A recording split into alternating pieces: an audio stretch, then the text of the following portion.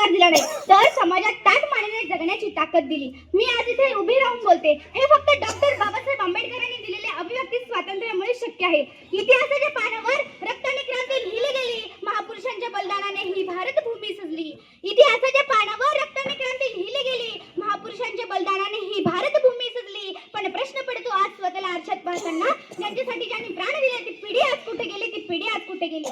मित्रांनो, आज आपल्याला खूप विचार करण्याचा वेळ आला आहे. महापुरुषांनी आपल्या रक्ताचं पाणी करून आपल्याला हक्क दिले, पण आपण मात्र फक्त स्वार्थाचा विचार केला. तेव्हाचा तरुण फासावर चढायलाही तयार होता, पण आजचा तरुण रील्स आणि अफवांमध्ये व्यस्त आहे. तेव्हाचा तरुण फासावर चढायलाही तयार होता, पण आजचा तरुण रील्स आणि अफवांमध्ये व्यस्त आहे. तेव्हा देश वाचवण्यासाठी छातीवर गोळ्या झाल्या, पण आज आपण साध्या जातीपातीच्या भीती ओलांडू शकलो नाही. मित्रांनो, आपण खूप म्हणतो की व्यवस्था खराब आहे, व्यवस्था खराब आहे, पण व्यवस्था बदलण्यासाठी आपण काय केलं?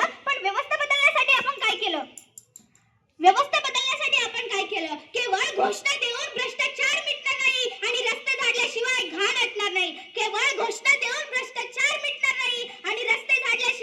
हटणार नाही. आपण जेव्हा स्वार्थ सोडून दुसऱ्याचा विचार करू, तेव्हाच या खऱ्या अर्थाने त्या दिवशी या तिरंग्याची शान वाढू. शेवटी मी एवढेच म्हणते,